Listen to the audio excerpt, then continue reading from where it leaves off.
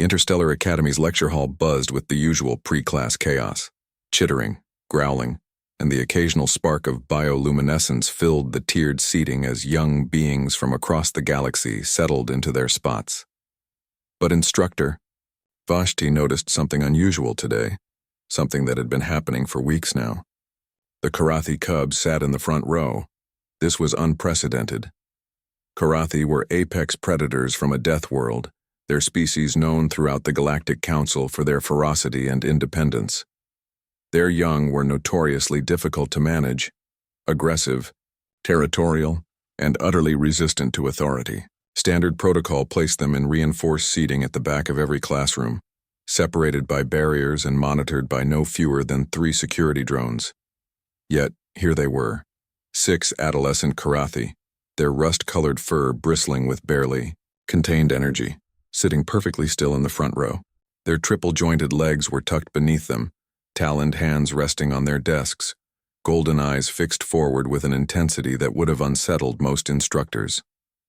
What unsettled Vashti more was what, or rather who, they were focused on. Elena, the human. She sat among them, not beside them, but truly among them. A young woman with dark hair pulled back in a practical bun, wearing the standard gray uniform of a xenobiology student. She had a datapad in front of her, but she wasn't looking at it. Instead, she held an actual book, paper and binding, an ancient human affectation, and was reading aloud in soft, measured tones. The cubs leaned toward her like flowers toward sunlight. Vashti's primary eyes narrowed while her secondary ones scanned the room, ensuring the other students were settling. She'd been teaching for 40 cycles, had managed classrooms filled with species that communicated through toxic spores, beings that existed partially in different dimensions, and once, memorably, a student who was technically a hive mind of sentient crystals. But this was new. She approached the front row, her footfalls deliberating heavy to announce her presence. The Karathi cubs' ears swiveled toward her, but their eyes remained on Elena, who looked up with a gentle smile.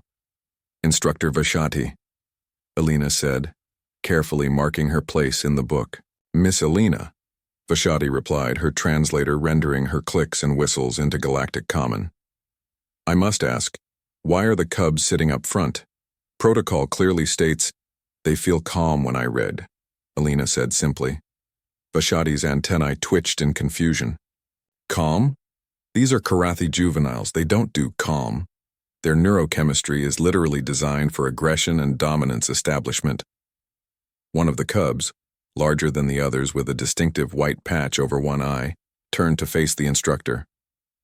When he spoke, his voice carried the guttural harmonics of his species. "She reads truth tales, Instructor, stories of honor and survival. We listen." Vashti recognized him, Kor, the pack leader among this group. His file indicated he'd been involved in 7 altercations in his first month at the academy, including one that had hospitalized a Thranixian student and damaged a bulkhead. "You, listen," Vashti repeated, certain her translator had malfunctioned. "Every morning before your class," Elena explained, her hand absently moving to rest near Kor's shoulder, not touching, but close enough that Vashti's threat assessment training screamed warnings. Karathi could disembowel a creature Elena's size in seconds. "I read to them from human literature. Currently we're going through The Call of the Wild. It's about a dog, a domesticated canine, who returns to his ancestral wild nature." "I know Earth literature," Vashti said stiffly. "I fail to see how primitive stories about pre-spaceflight Earth fauna would calm apex predators." Kor's lips pulled back, revealing rows of serrated teeth.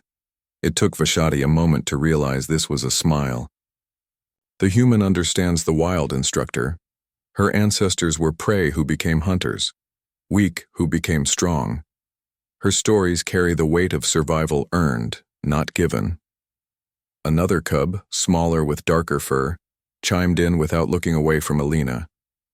"When she reads, the words have texture, depth, not like data feeds or holographic lessons. These stories breathed once, they lived." Elena's smile widened slightly. Humans have been telling stories for over 100,000 years. Before we had writing, we had oral traditions. Before we had cities, we had campfires and tales of the hunt. It's in our DNA, the need to share narratives, to pass on knowledge and emotion through story. Vashti felt something click in her understanding. She'd studied human psychology as part of her xenopedagogy certification. Humans were persistence hunters, creatures who evolved to track prey for days through sheer determination. They bonded through shared experience and emotional connection. Their literature wasn't just information transfer, it was empathy made tangible.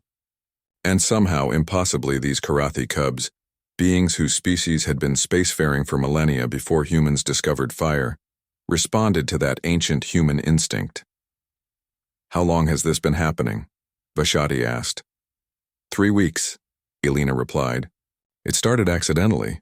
I was reading during break and Cor approached. He was curious about the physical book.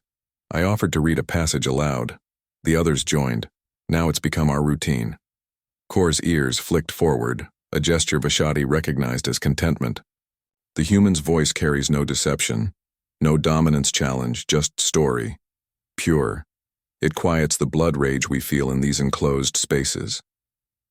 Vashti processed this. The Academy had spent millions of credits on behavioral modification therapy, specialized habitats and pharmacological interventions to help Karathi youth adapt to classroom environments. None of it had been particularly effective. And here was a human, with nothing but paper and words, achieving what their best science couldn't. "They feel safe with you," Vashti said, finally understanding. Elena met her eyes, and the instructor saw something there, something old despite the human's youth. "My species spent millennia learning that the scariest things in the dark become less frightening when we face them together, around the light of a fire, sharing stories. The Karathi understand that instinctively. They're not so different from us." The lesson began shortly after, and Vashti watched in fascination as the cubs, these notorious troublemakers, participated attentively, their earlier calm from Elena's reading carrying through. When another student, a territorial hexapod, made an aggressive gesture toward Cor, the Karathi simply turned away, refusing to engage. This was unheard of. After class, Vashti filed a report that would eventually reach the Council's Education Committee. Within 2 cycles, human reading specialists were being integrated into programs across the galaxy, particularly those dealing with aggressive or traumatized species. They called it the Fireside Protocol. But in that lecture hall on that ordinary morning, Elena simply gathered her book, gave each cub a nod of acknowledgement, and moved toward her next class. Cor and the others watched her go, then filed out peacefully, their savage nature somehow gentled by the simple act of story sharing. Humans, Vashti decided, were far more dangerous than anyone realized, not because of their weapons or their determination, but because they could take the wildest hearts in the galaxy and make them choose peace, all with nothing but words and presence. Truly terrifying.